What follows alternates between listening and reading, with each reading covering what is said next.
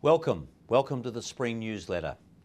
Last quarter I spoke to you about what was happening in the United States with what was called funny names.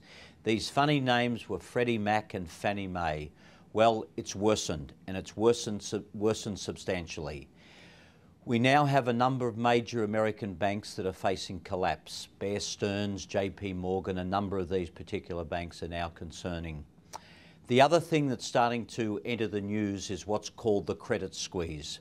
The credit squeeze is important because it's going to then stifle credit. It will stop loans going to major firms and it'll stop loans going to what is key for most economies, the small to medium-sized enterprise market, known as the SMEs.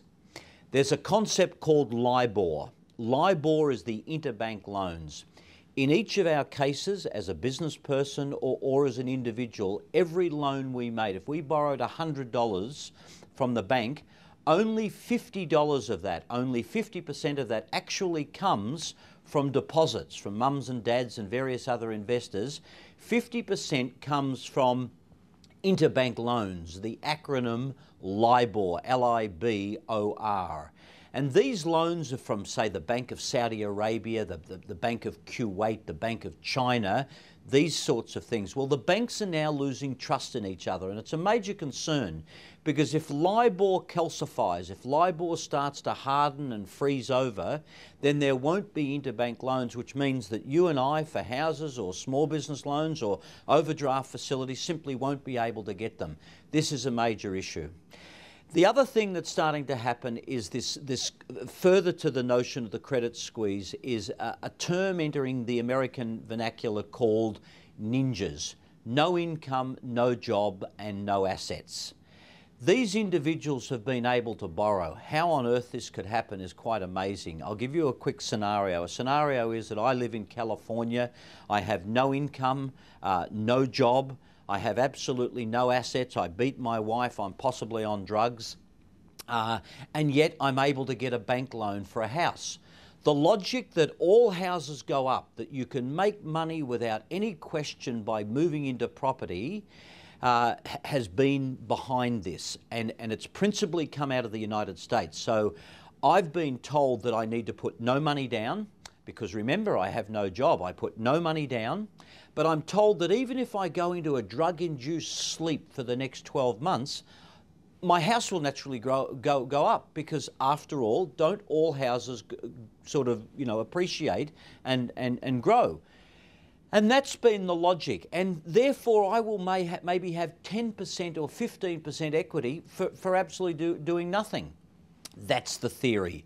The net outcome was that property prices now, because of LIBOR, because of the credit squeeze, are now falling. So I now owe an amount of money of which the housing value is about 25% less than what I owe. Plus, remember, I have no job, I have no income, and I have no assets. And now I have a bad debt. Who's to blame for this? The mortgage broker in California that sold it to me? No, he or she's paid off their Cadillac and probably taken a trip to Acapulco.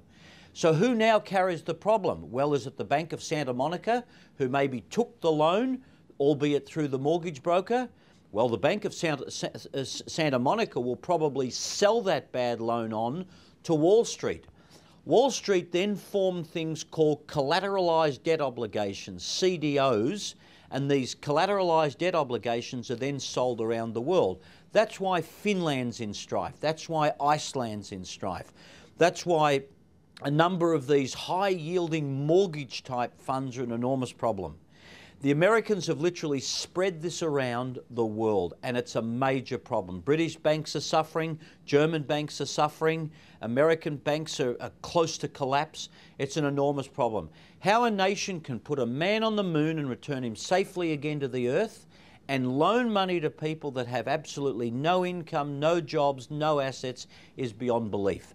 What can we do about it? Well, at MFA, there are a number of things. I'd like a number of clients, if you wish to, is to go and see Lisa about cash flow. Lisa, as you're aware, is our CPA chartered accountant, and it would be important for you to examine your cash flow, because if loans start to harden, if you can't get the debt facilities that you wish to have, if you don't get that bonus at work that you'd always counted on. A number of these things happen as the economy starts to tighten. Cash is king. Very important you see our accounting division, very important you see Lisa, and you look at cash flows. If you have any borrowings with us on things like margin lending or various other things, we'd ask you to give us a call and to come in for a review. You will hear from us anyway. We're not pushing panic buttons by any means.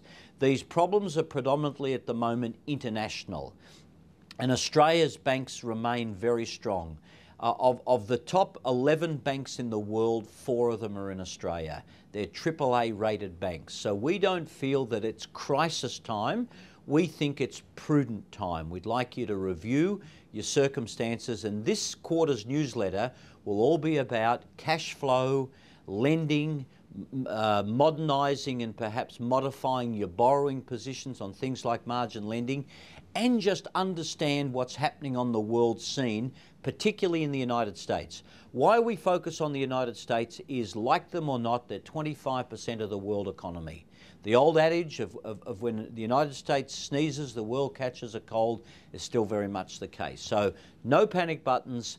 We just need to be thoughtful in these troubled times. Thank you.